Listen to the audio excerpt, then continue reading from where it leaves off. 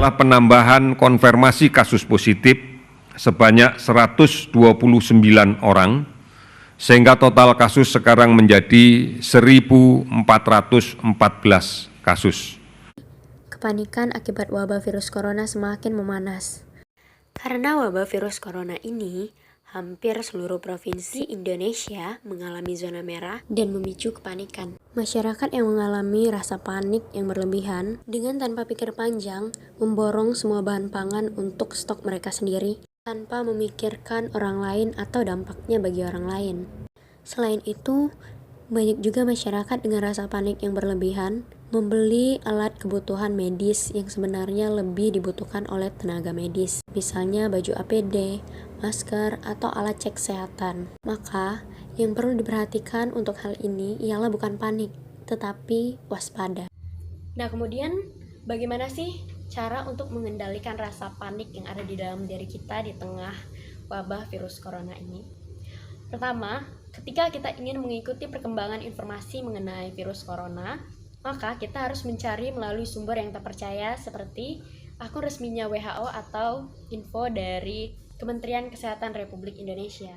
Yang kedua, menerapkan pola hidup sehat supaya kita mempunyai imunitas tubuh yang kuat sehingga tidak gampang untuk terserang berbagai macam penyakit terutama coronavirus.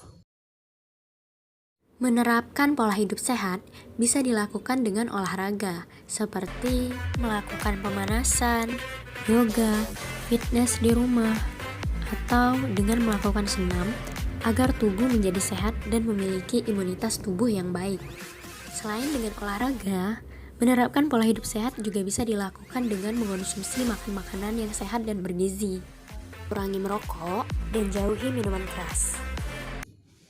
Setiap harinya, minum air putih minimal 8 gelas sehari bisa membantu untuk mengoptimalkan dan mencukupi cairan di dalam tubuh kita. Waspada dengan pandemi virus corona, sehabis dari luar rumah atau melakukan kegiatan, pastikan kita untuk mencuci tangan dengan sabun agar bebas dari bakteri ataupun virus yang menempel di tangan kita. Selanjutnya, tidur yang cukup supaya imunitas tubuh tetap terjaga dan stabil.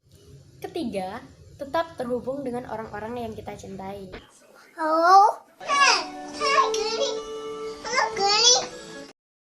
Saat karantina mandiri di rumah demi mencegah penyebaran virus corona, kita pasti akan merasakan titik jenuh, sehingga berkomunikasi dengan orang-orang yang kita sayangi akan melegakan hati dan pikiran kita, serta membuat pikiran kita menjadi tenang, tentram. Yang keempat, lakukan me time, di mana kita perlu waktu untuk diri kita sendiri tanpa ada orang lain yang ikut campur urusan kita dan mengganggu segala aktivitas, segala keinginan kita, segala rencana-rencana kita. Kita perlu waktu untuk kita sendiri.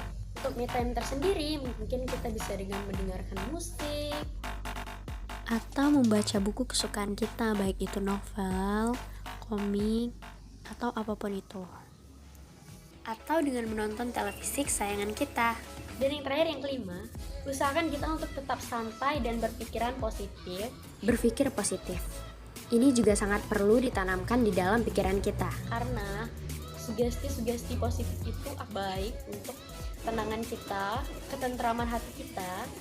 Ditambah dengan berdoa dan beribadah kepada Yang Kuasa agar senantiasa dilindungi dari berbagai macam penyakit dan hal-hal yang buruk. Ikuti kebijakan dari pemerintah dengan melakukan karantina mandiri di dalam rumah. Karena mencegah itu penting, dan kita harus membedakan yang mana yang namanya mencegah dan yang mana yang namanya menantang, mana yang namanya waspada dan yang mana yang namanya panik. Nah, jadi itulah dia cara mengatasi rasa panik di tengah pandemi virus corona yang semakin memanas ini. Waspada, jangan panik, stay safe, dan semangat! Kita nggak perlu, karena kita merasa masih aman, jadi kita bebas keluar kilir. Kenapa sih disuruh menetap atau disuruh stay at home? Susahnya ibarat disuruh stay with me.